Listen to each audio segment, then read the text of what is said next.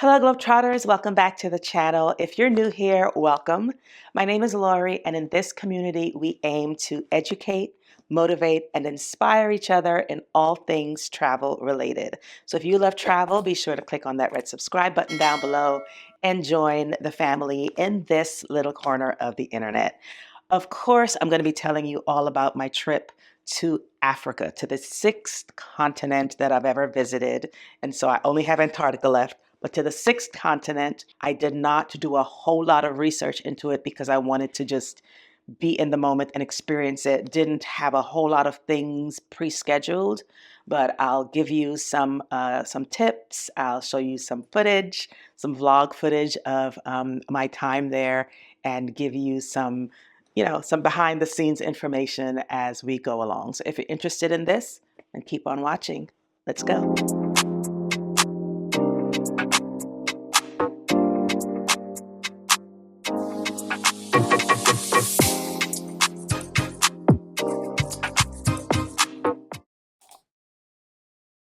So if you haven't already been following me over on, say, TikTok or Instagram or even Facebook, then you do not know that I went to Morocco. And this was in December of 2025. Now, most people are like, well, why did you go to Morocco instead of one of the sub-Saharan countries?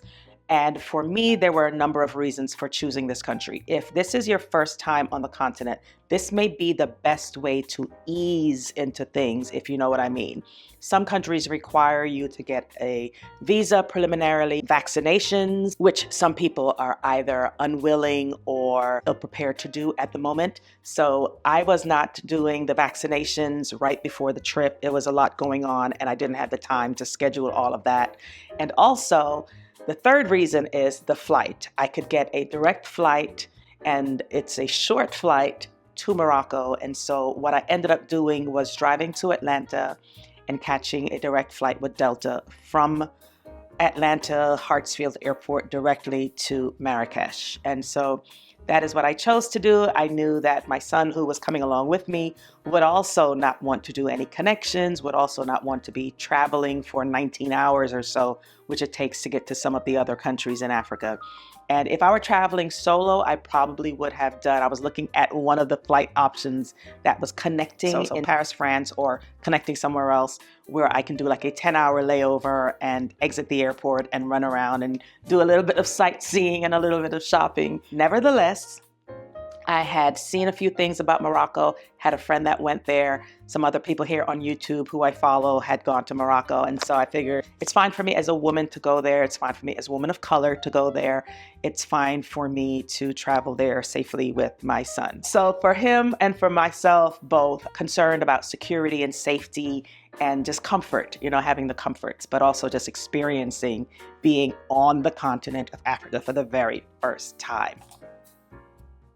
So took an overnight flight and arrived there early in the morning. Now, because this was December, it was dark when we arrived. So you have to keep in mind the time of year that you're going, but the sun doesn't rise there in December until about 8:30 in the morning. And then the sun sets at about 5:30 in the afternoon. So you have less hours in the day if you're going during the winter season. Ladies and gentlemen, welcome to Marrakesh, where the local time is 6:17. We've experienced a 6-hour time change.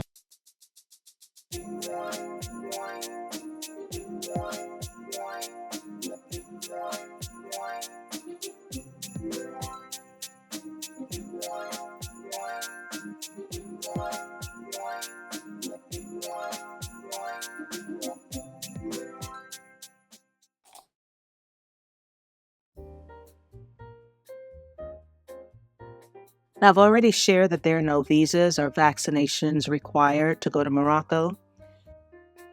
So you will need to complete a landing card. So you'll need to have your hotel or lodging information available because the custom agent will ask how long you're staying, whether you're there for business or for pleasure. Outside of this beautiful airport in Marrakesh, you can easily find the taxi booth. You pay for your taxi at the booth, and then you're given a slip of paper that has the number of the taxi cab that you're looking for.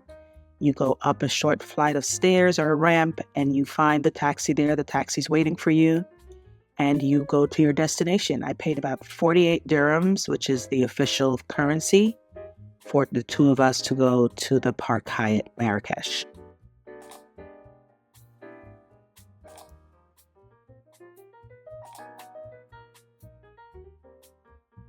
Speaking of dirhams, I highly recommend that you find an ATM, which there are plentiful.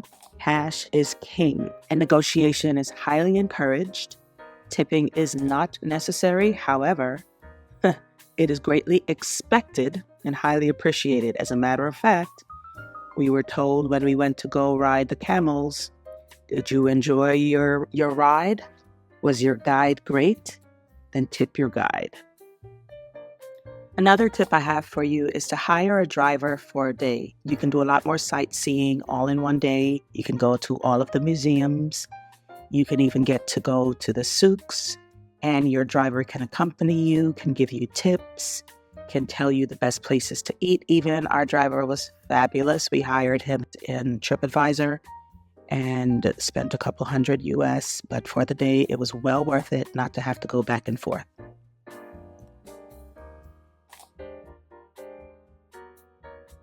I highly recommend that you dress modestly, especially if you're outside of tourist areas, because Morocco is a Muslim country. Fridays are holy days, so expect that the mornings will be slow. If you can, definitely check out the Friday night buffet at the Park Hyatt Marrakesh. I have a video showing all of the resort, including the Friday night buffet. Turning our attention to foods, do try the tagines, which are slow-cooked stews named for the dishes in which they're cooked. Those earthenware dishes are called tagines. And of course, so you have to have some mint tea while you're there. A few final tips for visiting Morocco. Learn a few Arabic and French phrases. Just learning merci for thank you or shukran, because the people there speak English, they speak Arabic, they speak French, and they speak multiple other languages. Another fun fact, saffron is such a popular spice. It's in just about everything. It's in those tagine dishes. It was in bread. It was in ice cream. And then also Moroccan oil. They cook with it. They use it for their hair. They use it for their skin. They use it in everything as well. So it's always interesting to see how it's applied in the culture. My final tip, allot at least 3 hours at the airport when you're leaving, or you will be left and miss your flight back home. Well, thank you for staying and watching the entire video. I hope you enjoyed this travel guide through Morocco. If you've been to Morocco, if you've been to Marrakesh, please let me know down in the comments and let me know where I should go next, because I'm planning on visiting another African country this year, 2026, and hopefully every year until I get to all of the countries. So let me know where I should go next.